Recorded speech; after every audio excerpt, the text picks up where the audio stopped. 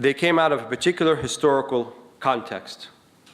The other sects that arose after that, right?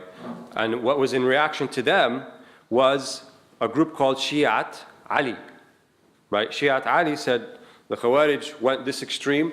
They were a response to that. And they went to the other extreme. They said, we are the party of Ali, where with Ali, he is most deserving of the imamate. In fact, he's more deserving of the imamate than the former companions, than even Abu Bakr and of Umar and Uthman. And then that means that he has the right, because he is not only a spiritual heir of the Prophet ﷺ, he's a physical heir. He carries or shares the same line of descendancy and lineage as the Prophet Muhammad ﷺ. And so they developed a theology around the idea that Sayyidina Ali, ahaq bil imama. And then they said, who follows after him?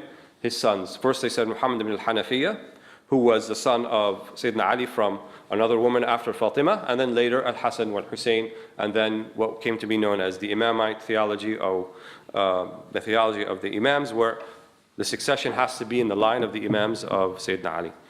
And then this Shi'at Ali later became known as the Shia, faqat, right? And of course they exist till today. Many of them live amongst us.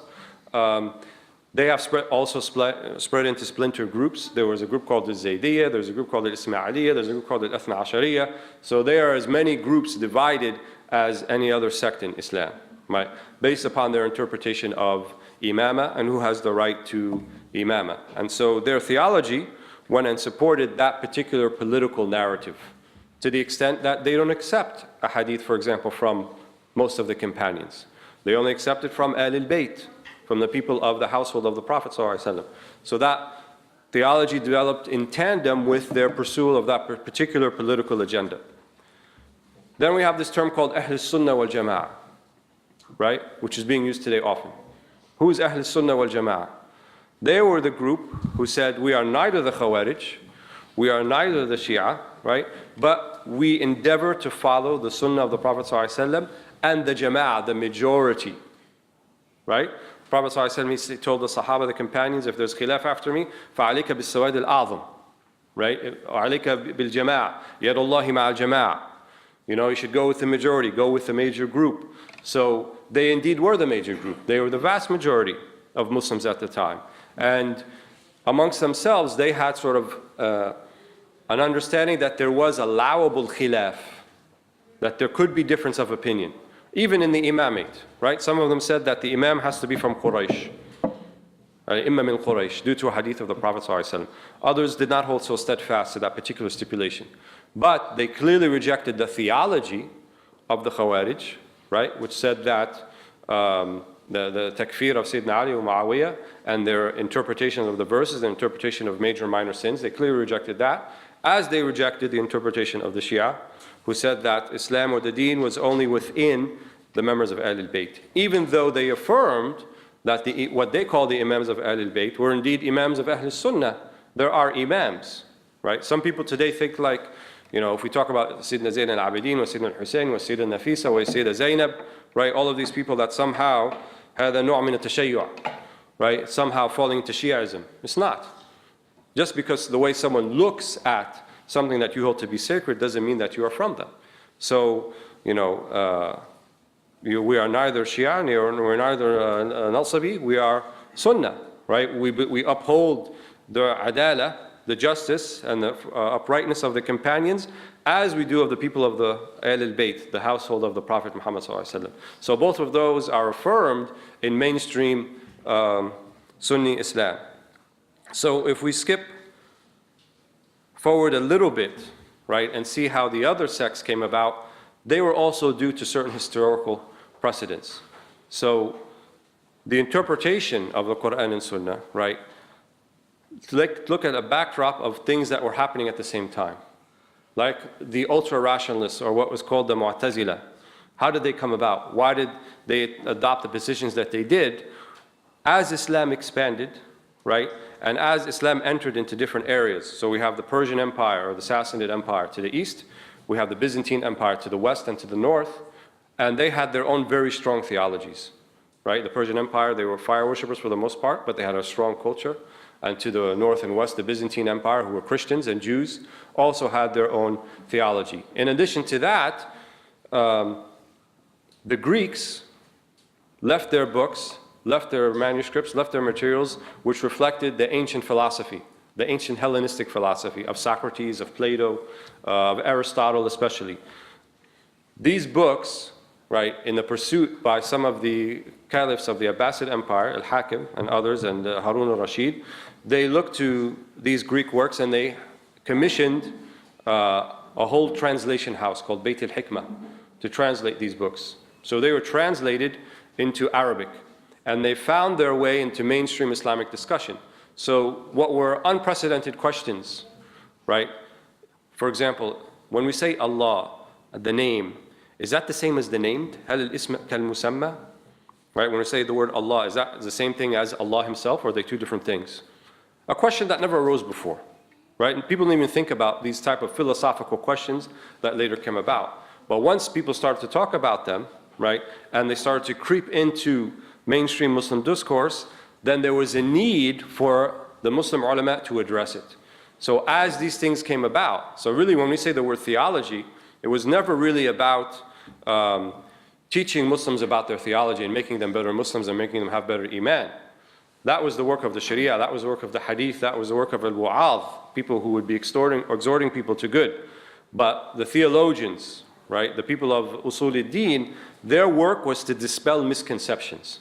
So the idea of misconceptions around interpreting the Quran, around interpreting the Sunnah, around the nature of God himself was always there. And there was always a group who were dispelling these misconceptions. Someone like Imam al-Ghazali, Hujjat al-Islam, the proof of Islam. Why was he called that?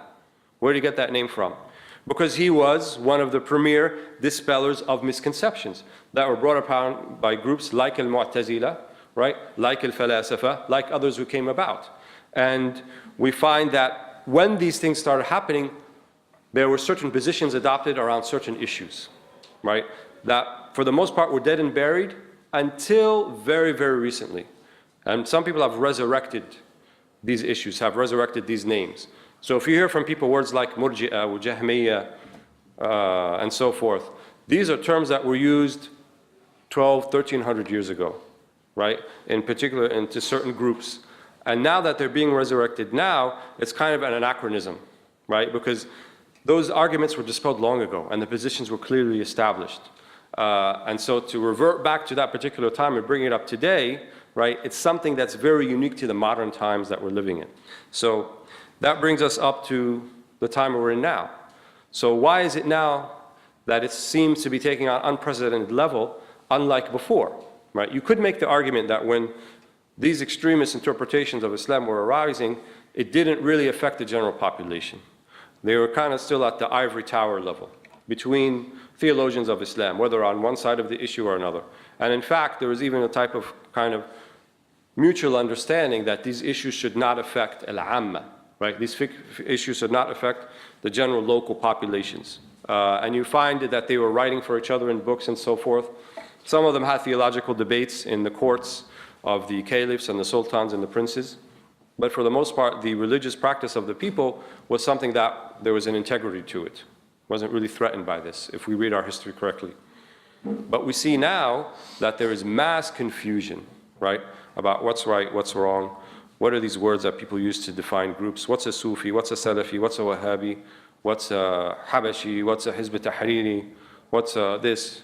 And so all of these terms that are being used, right, and indicate a particular identity, I would submit to you that the extremism we're seeing now has less to do with the extremism in our past, in other words, our collective Muslim past, that are around certain issues, and has much more to do with extremism, not from a Muslim context, but that came from a Western context. And I want to read you one quote. I think that's very important before we break for Maghrib in, 5 minutes? Yep. Listen to this quote carefully.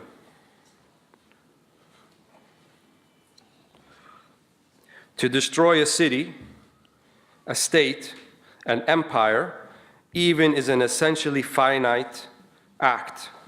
But to attempt the total annihilation or the liquidation of so ubiquitous but so theoretically or ideologically defined an entity as a social class or racial abstraction is quite another, and one impossible to the conception of a mind not conditioned by Western thought.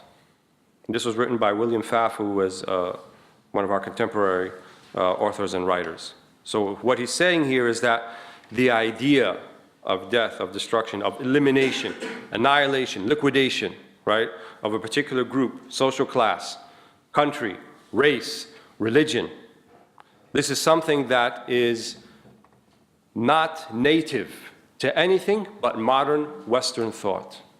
It's not native to any other type of thought. It's not native to Islamic thought. It's not native to Confucius thought. It's not native to Buddhist thought. It's not native to any of the traditional cultures at all. They never thought in terms of complete elimination and complete destruction to bring about a positive result. That is something that came out of a very, very modern context. And that is something no one would have thought of.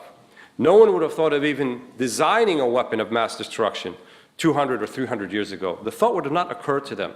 The thought of economic boycott and starving people till death to achieve a particular result who have nothing to do with the warring parties was a thought that didn't occur to anybody, right?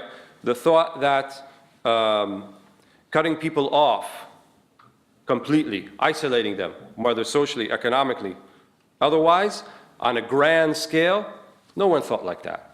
These are all things that came out of a particular context that took place, I would say, the mid-1800s through the 19th century in Europe, right?